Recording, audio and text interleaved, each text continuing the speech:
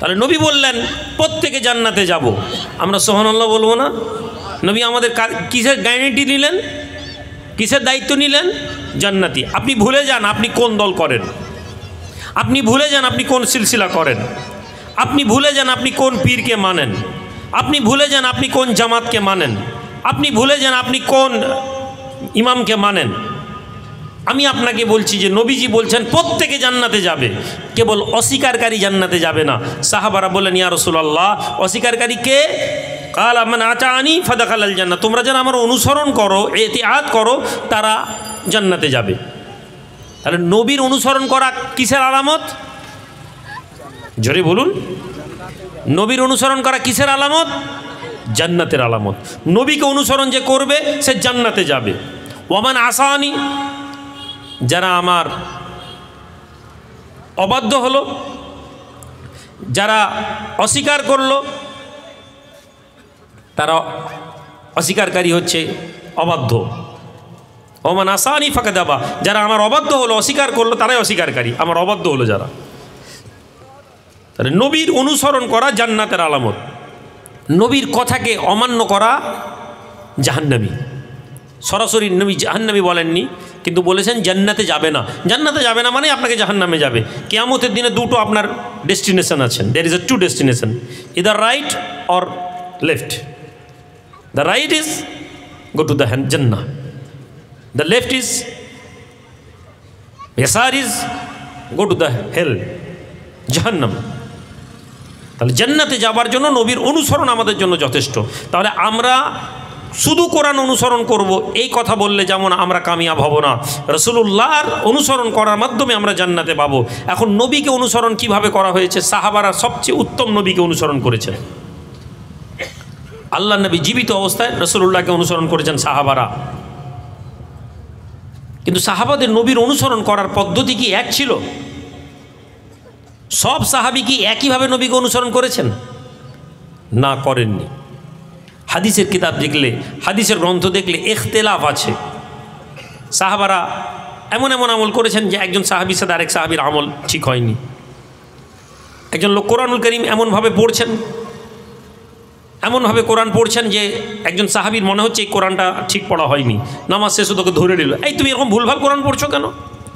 সে বলছে আল্লাহ নবী আমাকে যেমন শিখিয়েছেন সেভাবে আমি কোরআন পড়ছি। ওই সাহাবী নবীজির কাছে নিয়ে এলেন, ইয়া রাসূলুল্লাহ এ লোক এমনি এমনি করে কোরআন পড়ছে। আল্লাহ নবী বলছেন হ্যাঁ, তুমি কি জানো নি কোরআন 7 ভাবে অবতীর্ণ হয়েছে, 7 ভাবে কোরআন পড়া যায়। সাহাবী আর তর্ক করেননি, সাহাবী মেনে নিয়েছেন। আমলের ক্ষেত্রে সাহাবারা অপোজিট ডিরেকশনে কাজ করেছেন, অপোজিট ডিরেকশন। জিহাদের মাঠ, রাসূলুল্লাহ সাল্লাল্লাহু আলাইহি সাল্লাম সাহাবাদেরকে মদিনা থেকে ডিরেকশন দিচ্ছেন, যাও তোমরা অমুক জায়গায় গিয়ে আসরের নামাজ পড়বে, থামবে না। মদিনা মুনাওয়ারা থেকে রাসূলুল্লাহ সাহাবারা বেরিয়ে পড়েন। রাস্তা অতিক্রান্ত হতে থাকে, সময় যেতে থাকে, ধীরে ধীরে ধীরে ধীরে ওয়াক্ত আসরের নামাজ এসে যায়। সাহাবারা দ্রুত গতিতে এগোতে থাকেন। এমন একটা সময় এসে যায় যে আসরের ওয়াক্ত শেষ হয়ে যাবে, মাগরিবের নামাজ এসে যাবে। সাহাবাদের মধ্যে আলোচনা শুরু হয়ে যায়, আসরের নামাজ আমরা পড়ব নাকি আসরের নামাজ পড়ব না। সাহাবাদের একদল লোক সফর দাঁড় করিয়ে দিলেন, এই নামাজ পড়তে হবে, এই নামাজ পড়তে হবে। নামাজ কার জন্য ভাই? নামাজ কার জন্য? আল্লাহর জন্য না? নামাজ তো আল্লাহর হুকুম। তো আকিমুস সালাহ, নামাজ কায়েম করো, নামাজ কায়েম করো, নামাজ কায়েম করো। তো সাহাবারা নামাজ দাঁড়ালেন, কার জন্য দাঁড়ালেন? আল্লাহর জন্য। সাহাবাদের থেকে উত্তম কোনো আমল ব্যক্তির কোনো ঈমান আছে এ কথা যদি কেউ মনে করে সে বেঈমান হয়ে যাবে। হ্যাঁ, যারা মুরতাদ হয়ে গিয়েছিল, যারা মুনাফিক ছিল তাদের কথা বলছি না, কিন্তু যাদেরকে রাসূলুল্লাহ সাহাবী বলে ঘোষণা দিয়েছেন তাদের ইমানের সমকক্ষ কোনো মুসলমানের ইমান এটা মানা যাবে না, ইল্লা মুনাফিক এবং মুরতাদ ছাড়া। নবীজি জীবন অবস্থায় অনেক মুনাফিক ছিল, নবীজি দুনিয়া থেকে চলে যাওয়ার পর মুরতাদ হয়ে অনেকে বেরিয়ে গেছে, তাদের কথা বলছি না। অনেক মুনাফিকের ব্যাপারে আমরা মনে করি ওরা সাহাবী, ওরা অনেক সম্মানিত ব্যক্তি, কিন্তু আসলে ওদের কোরআন হাদিসের আলোকে যদি রিসার্চ হয় ওদের মুনাফিকই প্রমাণ পেয়ে যাবে। আমি ওদিকে যাচ্ছি না। আজকে যেটা আলোচনার বিষয়, আজকে যেটা বলার বিষয় সেটা হচ্ছে যে নবী নামাজের জন্য সাহাবারা দাঁড়ালেন, সকলকে সহমত হওয়া উচিত ছিল, নামাজের ওয়াক্ত হয়েছে ভাই নামাজ পড়ব, কিন্তু নবীর একদল সাহাবী বলছেন নামাজ পড়ব না, কেননা রাসূলুল্লাহ ওখানে গিয়ে দাঁড়াতে বলেছেন, নামাজ ওখানে গিয়ে পড়ব। সাহাবারা বলেন ওয়াক্ত চলে যাবে, আল্লাহ বলছেন ওয়াক্তে নামাজ পড়তে। সাহাবারা বলেছেন নবীর মাধ্যম থেকে দিন শিখেছি, নবী বলেছেন ওখানে গিয়ে নামাজ পড়তে, ওখানে গিয়েই আমরা নামাজ পড়ব। জোরে বলা যাবে না ভাই? তাহলে ইমানের ব্যাপারে যদি আপনি বুঝতে চান, কোরআন এবং হাদিস যদি মানার কথা বলেন, তাহলে আপনাকে কোরআন হাদিসের গভীরতায় ঢুকতে হবে। জোরে আমিন না আস্তে আমিন এটা কোরআন হাদিস নয়, এটা কোরআন হাদিসের একটা অংশ, কিন্তু এটার উপরে ইসলাম দাঁড়িয়ে নেই। বুকে হাত না নাবিতে হাত, এর উপরে ইসলাম দাঁড়িয়ে নেই। তারাবির নামাজ 8 রেকাত না 20 রেকাত, এর উপরে ইসলাম দাঁড়িয়ে নেই। ইসলাম দাঁড়িয়ে আছে উদখুলু ফিস সিলমে কাফার উপরে। কোরআনে বলছে পরিপূর্ণতার মধ্যে ইসলামে প্রবেশ করো। রাসূলুল্লাহ সাহাবা নবী সাহাবা একদল দাঁড়িয়ে গেলেন আল্লাহর জন্য নামাজ পড়ার, অপর দল নামাজ পড়লেন না, বেরিয়ে চলে গেলেন। সূর্য ডুবে গেল, অন্ধকার হয়ে গিয়েছে, রাত নেমে গিয়েছে। সাহাবারা ওই জায়গায় পৌঁছালেন এবং নামাজ পড়লেন। হে আল্লাহর বান্দারা, যুবকেরা, জওয়ানেরা, বলার প্রয়োজন রাখে না, একদল সাহাবী যারা নামাজ পড়েননি, তাদের নামাজের ওয়াক্ত ছিল না, তারা সন্ধ্যাবেলায় গিয়ে মাগরিবের ওয়াক্তে গিয়ে নামাজ পড়েছেন আসরের। তুমি এবং আমি যারা কোরআন হাদিস মানব, আজকের দিনে যারা কোরআন হাদিস মানব, এ কথা বলতে লাগে ওই যুবকেরা জেনে নিক রাসূলুল্লাহ সাহাবারা নবীকে কোন চোখে দেখতেন, কেমন চোখে ছিল। আল্লাহর হুকুমকে সামনে রেখে রাসূলুল্লাহকে সামনে এসেছেন, নামাজ এসেছে, নবীর হুকুম এসেছে, সাহাবা নবীর হুকুমকে মান্যতা দিয়েছেন, সাহাবা নবীর হুকুমকে ধরে নিয়েছেন।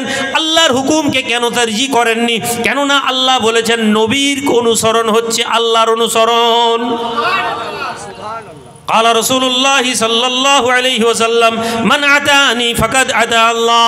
হে বিশ্বের মুসলমানেরা, তোমার আমার নবী বলে দিয়ে যান, তোমরা যারা আমার অনুসরণ করবে, আমি রাসূলুল্লাহ জানিয়ে দিই, তোমরা আল্লাহর অনুসরণ করবে। ওয়ামান আসানি ফাকাদ আসা আল্লাহ।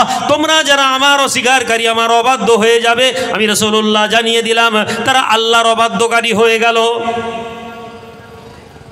নবীকে যদি আপনি ন্যূনতম আপনার মনে নবীর কথাকে যদি আপনি ইহানাত করেন, নবীর কথাকে আন্ডার এস্টিমেট করেন, নবীর কথাকে তরজি কম দেন, আপনার কাছে মনে হয়েছে এটা হতে হবে, আপনার মনে হয়েছে এটা আল্লাহর হুকুম এসেছে, এটা আপনার মনে হয়েছে, তার মোকাবিলা রাসূলুল্লাহর হাদিসের আলোচনা আলাদা যাচ্ছে, আপনাকে আলেমের কাছে যেতে হবে, আপনি সিদ্ধান্ত নিতে পারেন না।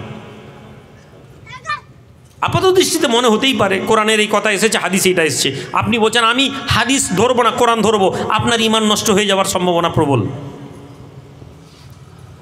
আপনার ইস্তেমবাদ করার ক্ষমতা নেই।